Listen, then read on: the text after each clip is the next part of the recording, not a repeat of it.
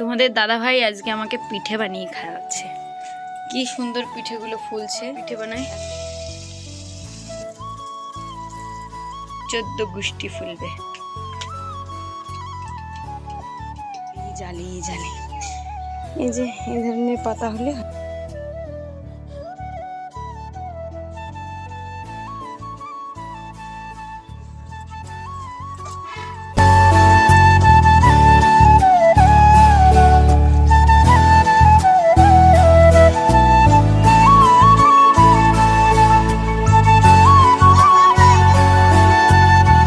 সকাল সকাল ঘুম থেকে উঠে প্রথমেই আমি এই যে টোটো নিয়ে বেরিয়ে পড়লাম। সকালবেলা বাসি কাজ কিছুই করা হয়নি, বাজার থেকে এক ব্যাগ ভর্তি বাজার করে নিয়ে বাড়িতে চলে এলাম। একা একাই গেছিলাম। প্রথমে ভেবেছিলাম বরকে নিয়ে যাব। তো দেখো বন্ধুরা, গুড মর্নিং বন্ধুরা, কেমন আছো তোমরা সবাই? আশা করছি খুব ভালো আছো। তো চলো তোমাদের একটু বাজারটা শেয়ার করি। দেখো পাকা কলা নিয়েছি কতগুলো, এখানে নিয়েছি পাকা টমেটো, এখানে আছে মটরশুঁটি, কড়াইশুঁটি, আর এটা হচ্ছে ধনেপাতা, এখানে আছে রসুন, আর হচ্ছে একটু কি বলে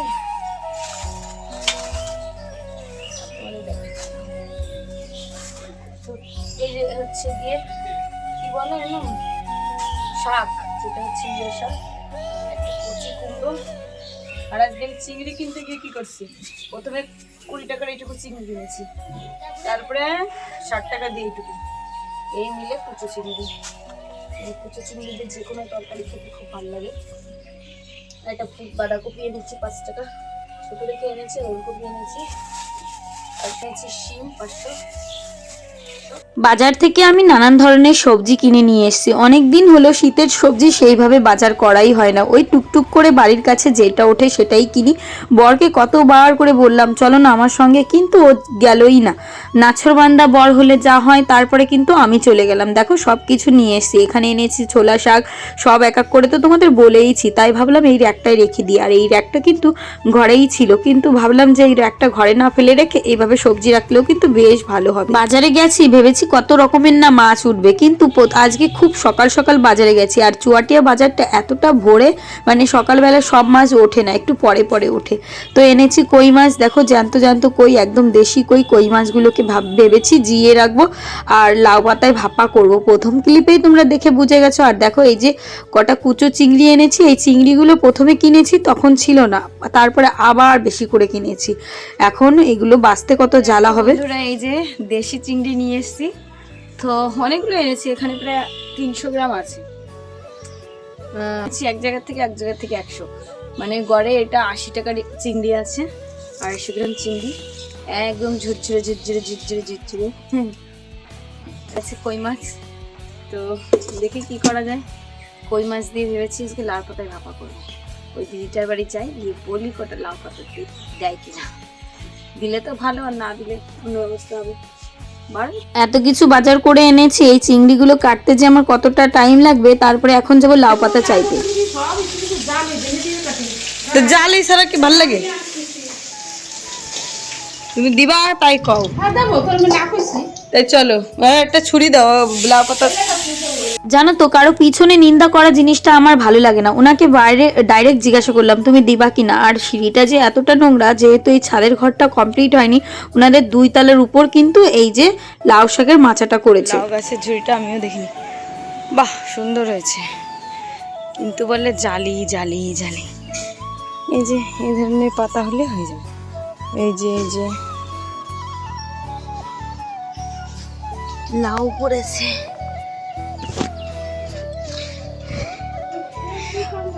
এই যে একটা বড় লাউ পড়েছে। তুমি কও কি পাতা নাই, কি করে কও? কত সুন্দর পাতা রয়েছে, হাজারো পাতা। এর থেকে যদি মানুষ নেয় তবু তোমার কোনো পাবে না। দাও প্লেটটা দাও। আমি ইনি আমাকে অনেকদিন আগেই বলেছিল যে সঙ্গীতা তোর যদি লাউ শাক খেতে ইচ্ছা করে আমাকে বলিস, আমি কেটে দেবো। আর সত্যি দেখি প্রতিটা পাতার গোড়ায় এক একটা লাউয়ের জালি, আর উনি বারবার করে বলছিল জালি আছে তুই কাটতে পারবি না। আমি না বুঝতে পারিনি, আমি ভাবছিলাম জালি পাতাই তো লাগবে লাউ পাতা সিদ্ধ দিতে মাছের সঙ্গে, আর উনি কি বলছে। যাক, আমি এটা এখানে এসে বুঝলাম না, এত কষ্ট করে গাছটা লাগিয়েছে, যার যার গাছের যত্ন তো তার মানে থাকবেই। আমি তো এসে কেটে নিয়ে যেতে পারি না, তাই কিন্তু উনি রান্না থামিয়ে আমাকে কেটে দিয়ে গেল। তারপরে বলল এই লাউটা দিয়ে দাও 20 টাকা। আমি বললাম তো, বলছে ঠিক আছে তুই নিয়ে যা। খুব বড় একটা লাউ। কত সুন্দর লাল পাতা এনেছি, আর এনেছি একটা লাউ। তো লাল পাতায় ভাপা করি একটুখানি লাইয়ের তরকারি চিংড়ি মাছ দিয়ে, তাই না? আর যা আছে সেগুলো প্যাকেট করে রেখে দিই, পরে আবার খাওয়া যাবে। লাউটা দেখতে যতটা বড় কিন্তু ততটাই কচি, মনে হয় না বড় লাউ খুব বুড়ো হবে, কিন্তু খুব সুন্দর লাউ। আর এনাদের গাছের লাউ বলছিল যে এতটা কাদা কাদা হয়, খুব সুন্দর হয়। তাই ভাবলাম যে আজকে এটাও রান্না করবো আর লাউ পাতায় মাছও ভাপা করব।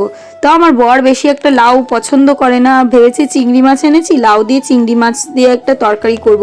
তো লাউগুলো কিন্তু মোটা মোটা করে কাটছি, আর একটা বীজও হয়নি, বীজ একদম কচি কেবল সবে হয়েছে। তারপরেও দেখো কত বড়, আর দুজন মানুষের রান্না বান্না কতটুকুই করব, তাও একটু বেশি বেশি করে কেটে নিলাম। তারপরে কিন্তু দেখো জিরে, কাঁচা লঙ্কা, শুকনো লঙ্কা আর 2 কোয়া রসুন দিয়ে আমি কিন্তু এই যে মিক্সিতে ঘুরিয়ে নিচ্ছি, কারণ এই মিক্সিতেই করবো, বা হাতে মশলা করতে গেলে কত টাইম লাগবে, এমনিতেই দেরি হয়ে গেছে সকাল থেকে বাজার ঘাট এইগুলো করতে করতে। তারপরে কিন্তু সমস্ত কিছু জোগাড় করে নিয়ে বসে পড়লাম। প্রথমে কিন্তু কই মাছটাকে নুন হলুদ দিয়ে ভালো করে মেখে তারপরে কিন্তু ওই সমস্ত পেস্টগুলো দিয়ে দিলাম।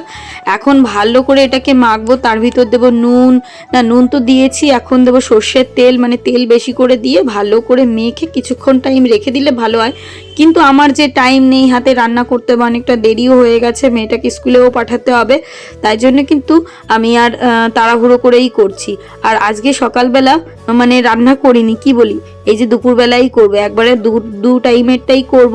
আর এদিকে কিন্তু লাইয়ের পাতার সঙ্গে দেখো মাছটা দিয়ে ভালো করে কিন্তু আমি এইভাবে র্যাপ করে সুতো দিয়ে বেঁধে নিলাম। তো এরকম করে করতেই রয়েছি, কারণ অনেকগুলো পাতা তো, আর বেশি পাতা লাগে না, কিন্তু ওই যে মাছটাকে আটকাতে যতটা লাগে ততটা তো দিতেই হবে। তারপরে কিন্তু সব পাতাগুলো দিয়ে দেখো সুতো দিয়ে বেঁধে দিচ্ছি। কাজটা কিন্তু দেখে যতটা সোজা মনে হচ্ছে ততটাও সোজা না, এইসব হচ্ছে ঝামেলার কাজ। যত ঝামেলা করবো তত টেস্টি হবে, বলে না, যত ঝামেলার কাজ করো তার ফলটাও তত ভালো হয়। তো এইটার মুখটা এতটাই খুলে যাচ্ছিল, ভাতের ভিতর দিলে পুরো মানে লেটকে যাবে, তাই কিন্তু প্যাকেটে দিয়ে দিলাম। আর এদিকে কিন্তু আমাদের বাড়িতে দেখো মাটি ফেলেছে, ওই মাটিগুলো এখন জনেরা নিয়ে যাচ্ছে তাদের বাড়িতে ফেলার জন্য। আর এদিকে কিন্তু আমি রান্না করা শুরু করে দিয়েছি। প্রথমে ভাবলাম সব চিংড়ি মাছগুলো ভেজে ফেলি, কারণ এতগুলো চিংড়ি মাছ এক লাউয়ে দেওয়া যাবে না, রেখেই দেবো। ভেবেছিলাম মোচা আছে, মোচা দিয়ে একদিন চিংড়ি মাছ দিয়ে চপ করব, আজকে আর করব না। এই শীতকালের দিনে মাছ ভাজি করে রাখলেও ভালো লাগে, মানে নষ্ট হয় না। তারপরে কিন্তু চানাচুর ভাজার মতো আমি একটু খেয়ে নিলাম, আর আমার বরকেও একটু দিলাম। তারপরে কিন্তু কড়াইতে তেল দিয়ে এখন লাউটাকে ভালো করে ভেজে নেব। আর লাউটা এত সুন্দর কি বলবো, দেখো প্রথমে দেওয়ার সঙ্গে সঙ্গে এখন হলুদ নুন দিয়ে তারপরে কিন্তু লাউটাকে একটুখানি ঢেকে দিয়েছিলাম, কাঁচা লঙ্কা দেবো, আর 2 মুঠো মতো এরকম চিংড়ি মাছ দিলাম, কুচো কুচো চিংড়ি তো, এটা কিন্তু খুব একটা বাছতে লাগেনি। ভালো করে ভেজে নিয়েছি, ও দাড়ি টাড়ি সব একদম পুড়ে গেছে। আর এদিকে কিন্তু আমি লাউর পাতাগুলো দিয়ে দিয়েছি হাঁড়ির ভিতর। তো এই যে দেখো ভাতটা মার কেড়ে নিয়েছি, এখন কিন্তু আমি খেতেও বসে গেছি। সকালবেলা থেকে খাওয়া দাওয়া কিছুই নেই, স্নান করে একবারে কিন্তু বসে পড়ছি খেতে। আমার বরে খুব ক্ষুধার্ত, মানে হাংরি, তাই জন্য বলছে তাড়াতাড়ি করে দাও। আর এই সব জিনিস পেলে আর বসেই থাকতে ইচ্ছা করে না। আমিও কিন্তু প্রচন্ড ক্ষুধার্ত। আমি ভাবছি প্রথমে কি দিয়ে খাবো, লাউ পাতা দিয়ে খাবো না প্রথমে তরকারি দিয়ে খাবো। তারপরে ভাবলাম না, আগে বর তো বলছে ওইগুলো দিয়ে খাবে, আর এই সুতো দিয়ে বাঁধা, মেয়ে বলছে মা কিভাবে খুলবো। তারপরে বললো এইভাবে একটা টেকনিক আছে, এইভাবে খুলে খুলে নিলে কিন্তু বেশ খুলে যায়। আমি ভাবলাম যে না, আমি লাউ দিয়েই খাই। তারপরে ভালো করে ডলে ডলে একদম এই লাউ পাতা দিয়ে মাছ দিয়ে মেখে খাবো। তো আমার বর দেখো কি বলে, তোমরা শুধু শোনো। আর খিদে অবস্থায় যে কোনো রান্না যদি খাওয়া হয় সব কিছুই ভালো লাগে। তারপরে যদি হয় লাউ পাতায় কই মাছ সিদ্ধ, তা তো একদম দুর্দান্ত লাগবেই। তারপরে কিন্তু দেখো খাওয়া দাওয়া হয়ে গেছে, আমি সবার লাস্টে বসলাম আর আমারই সবার প্রথমে খাওয়া হয়ে গেল। তারপরে ওর বাবা কিন্তু দুটো থালা নিয়ে এখন রেখে দেবে। তারপরে কিন্তু আমরা এখন ঘরে গিয়ে একটু রেস্ট করবো। আর এদিকে দেখো এই ছাগলটার পেটে কিন্তু 2-3টে বাচ্চা আছে।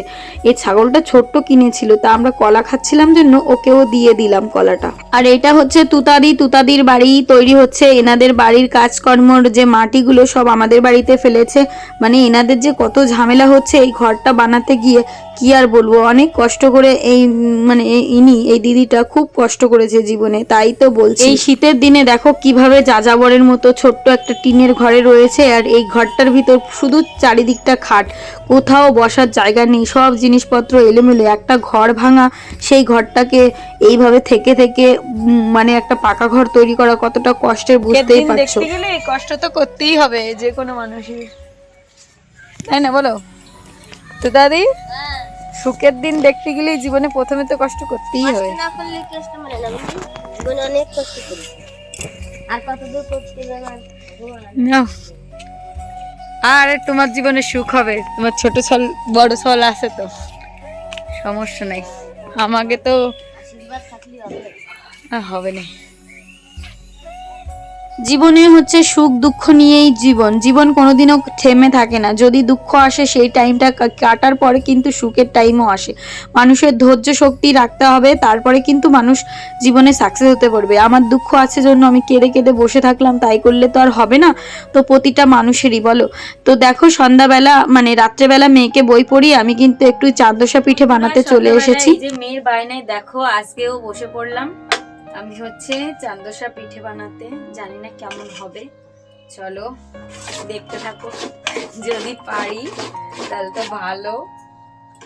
যেভাবে গুলাতে হয় সেভাবেই গুলিয়েছি। এর ভিতর আমল দুধ, গরুর দুধ, তারপরে লিকুইড দুধ দিয়েছি, কিন্তু এর ব্যাটারটা একটু গাঢ় রাখতে হবে, না হলে তেলে দেওয়ার সঙ্গে ছিটকে ফেটে পড়বে। তাই আমি কিন্তু এইরকম করে গাঢ় করে নিয়েছি। যদি লাগে দুধ আছে দিয়ে দেবো। তো কড়াই গরম হয়ে গেছে আমার। আমি জয় বাবা ভোলানাথ। বাবা ভোলানাথের নাম নিয়ে প্রথম পিঠেটাই দিলাম, দেখলাম সঙ্গে সঙ্গে ফুলে উঠেছে। কি যে আনন্দ লাগছে, যদি একটা পিঠে বানাতে গিয়ে প্রথম খোলাই সাকসেস পাওয়া যায়, কি যে শান্তি লাগে। আর পিঠেটার গোলাটা কিন্তু একটু ঠিকভাবে গুলতে হবে। এর ভিতরে আমি কি কি দিয়েছি তোমাদের তো বললাম। দুধ কিন্তু প্রচুর দিয়েছি, টেস্টি হবে খুবই। তারপরে কিন্তু এক এক করে সমস্ত পিঠেগুলো ফুলছিল। তারপরে কিন্তু আমি চেখে দেখছিলাম নুন, চিনি, মিষ্টি সবকিছু ঠিকঠাক আছে কিনা, কিন্তু দেখলাম সবকিছুই ঠিক আছে। তারপরে আবার কিন্তু নতুন করে শুরু করে দিলাম। তারপরে কিন্তু একটুখানি চিনি দেয়া লেগেছিল, চিনিটা একটু কম হয়ে যাচ্ছিল। তো এইভাবে কিন্তু সব পিঠেগুলো এখন করে নেব। রাত্রেবেলা ভীষণই মজা লাগছে আমার কিন্তু পিঠেগুলো করতে। এক এক করে পিঠে করছি আর প্রতিটা পিঠে ফুলছে, কি যে শান্তি লাগছে না। জীবনে যে কোনো কাজ করতে গিয়ে সাকসেস পাই, কিন্তু এই ইউটিউবে দেখেছো কি সুন্দর ফুলছে সব পিঠেগুলো, হেভি ভালো লাগছে। যে কোনো জিনিস করতে গিয়ে যদি সাকসেস পাওয়া যায় না, মনে হয় মনের থেকে করি, না হলে মনে হয় কি করবোই না। তো পিঠেটা বানানোর ক্ষেত্রে আমাকে তো বেশ ভালোই লাগছে। ইউটিউবে কাজ করতে এসে এতটা কষ্ট হয়েছে আমার জীবনে, কি বলবো।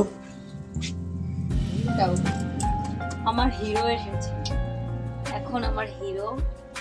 উল্টা উল্টাতে পারে কিনা,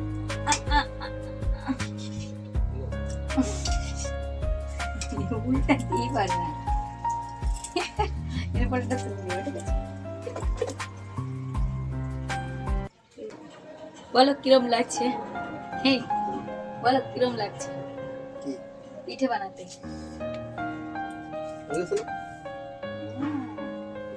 জানি না আমার কি কমতি আছে, এত কষ্ট করার পরেও কেন আমি জীবনে সাকসেস পাই না। সবসময়ের জন্য কর্ম করতেই থাকি। আমি জানি কর্মের উপর দিয়ে কোনো জিনিস হয় না।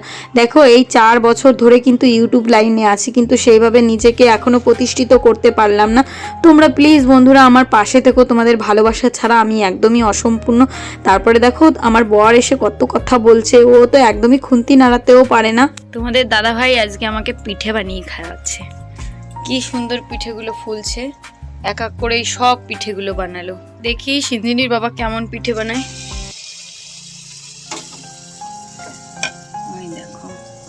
পিঠেটা ঢেলে দিল আর এতগুলো পিঠে ভাজলো মশাই আমার। কি ফলে কিনা বাবা, এখনই খুলবে। 14 গোষ্ঠী ফুলবে, এই দেখো তার প্রমাণ। এই তোমার মুখে হাসি নেই কেন? তুমি এত সুন্দর পিঠে বানাচ্ছ।